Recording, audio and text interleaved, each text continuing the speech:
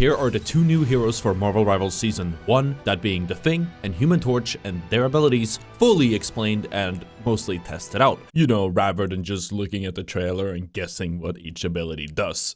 Since I'm not a massive streamer, I sadly do not have early access myself to try them out, but I'll be borrowing footage courtesy of Necros and Tim the Tatman. And if you guys haven't heard about them, that's okay. They're a little bit underground, but they do create some really good content, so you guys really should go check them out over at twitch.tv/Tim the Tatman and of course twitch.tv/Necros. I'm sure this shout out will go a long way, so let's just dive into it. And without further ado, welcome to the first of hopefully many new hero spotlights for Marvel Rivals, where we cover The Thing and the Human Torch and how they work in depth.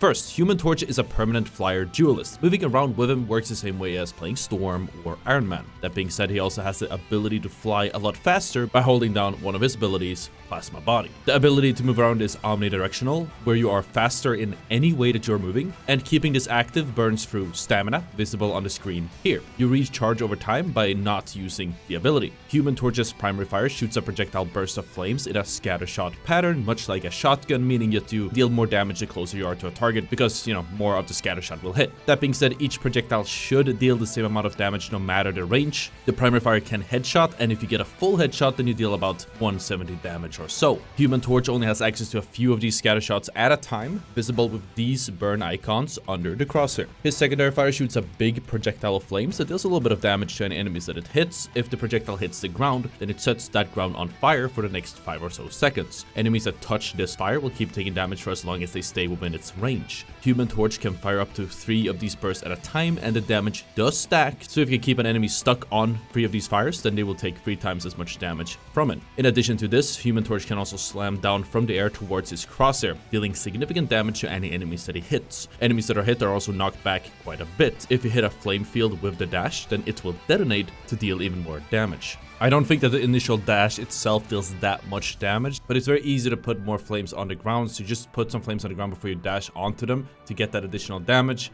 Going off Necros' VOD here, it seems that you just need to put 2 of these flames down to one-shot a 250 health target, so squishy, so it's pretty easy to do, and then you could use your Plasma Body to escape and get out in time. Human Torch can also place these burning pieces wherever he wants. If he places 2 of them and connects them, then he will create a firewall that deals a one-time chunk of damage to anyone who passes through it. But if all 4 are placed, the ability can be activated again to create a wall of flames between them. The ability actively deals damage to any enemies that are within these 4 walls and deals additional damage to anyone who crosses in or out of them. His ultimate ability turns him into a supernova, where every secondary fire now spawns these huge fire tornadoes wherever it lands. Enemies that touch these tornadoes take significant damage over time for as long as they stay inside of them. Just like with your fire, you can have up to 3 tornadoes active at a time, but you can keep spawning new ones as much as you want. Whenever you have more than 3 active, then it will despawn the oldest one. The damage from these tornadoes also stack the more you have out, and the ultimate lasts for 9 seconds or until you're killed. During your ultimate, you can also hold your faster movement key to fly around faster without any extra stamina charge. As for his team up,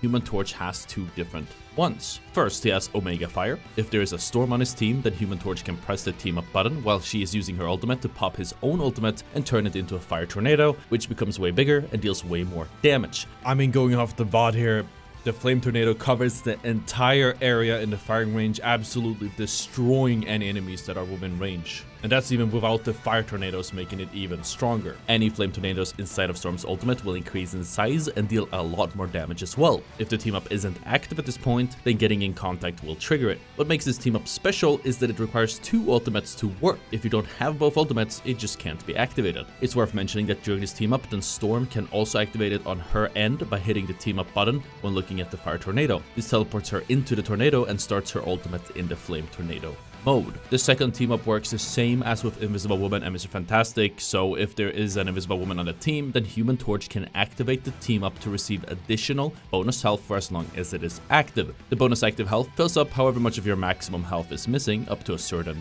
point. In the previous patch, it was 100, but keep in mind it could be something else now. And here's the thing. His primary fire lets him do 2 quick jabs forward as you keep holding it, followed by a small delay before he jabs forward again. His secondary lets him charge up a big punch that deals heavy damage Once you hit full charge, then your hand does this cool flash animation and then you hit. But if you keep holding the key, then you can hold on to the hit for a little bit longer if you want to hold off on the timing a little bit. Unlike his primary fire, the secondary fire has a pretty good range and he can hit enemies that are up to 10 meters away with it. Acting the secondary fire also instantly grants the thing additional bonus health for as long as he holds the secondary fire up. The hit from the secondary fire pierces enemies and will deal equal amounts of damage to any enemies that are within range. Something that's really cool with the thing is that he is completely immune to knockups, knockbacks, or any other displacement effects. He is not immune to any type of stuns, but anything that would move him just won't. He won't budge. Speaking of movement, the thing can also start a charge towards the crosshair. You can still turn around during the charge, and once it is cancelled or you hit max range, then you will slam down into the ground, dealing damage to and knocking up enemies that are within the range. Additionally, it leaves a small zone where you just slam that stops enemies from using any movement abilities while they are inside of it. As you're using the charge, it's also worth noting that you don't turn with your aim or with your mouse, but with your movement keys. Or I guess that would be left stick on controller. So it's a little bit awkward to use, but will allow for some skill expression. Also, just like with your secondary fire, activating the charge gives you an additional 200 bonus health for the duration of the charge. It does fall off pretty soon afterwards. The thing can also leap towards an ally that can be really far away, applying damage reduction to both the thing and his ally once he lands. For the entire duration of the damage reduction, the thing and his ally has these cool spinning things around them that shows that they do take reduced damage. From the VODs, it looks to be reducing incoming damage by about 30%.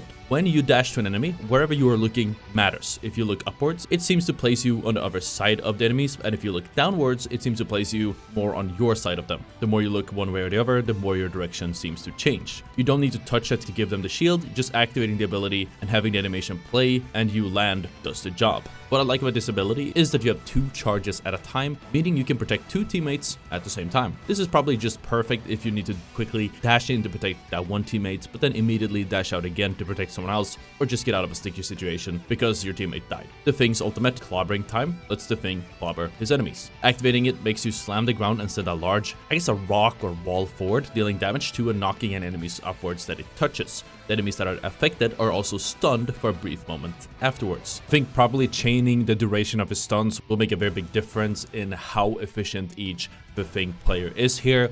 If you can close the gap with, let's say, your dash, and then charge into an enemy so you knock him up and stun him for a little while, and then as soon as he can start moving again, you could use your ultimate to stun them for even longer, or you could even do the inverse where you open with your ultimate and then use your shift as soon as that stun ends. Then you'll be able to keep your enemy stun locked for quite a bit, which will let you deal even more damage to him and have your teammates follow up with even more damage, which usually can secure a lot of free kills. As for his team ups, the thing also has 2. First, he has the same shield that he gets from having an invisible woman on his team that we covered previously, where you get an additional bonus health filling up some of the missing health on your health bar, and then he also has the fast fall special that the Hulk has, meaning he can pick up Wolverine and throw him towards his enemies. What's interesting with the thing is that he can also follow the throw up with his own dash, so he can throw the Wolverine in and then dash to him with that additional damage reduction, and all of his cooldowns ready to go so he can destroy everyone. Overall, I am super excited to see these heroes and give you guys even more in-depth information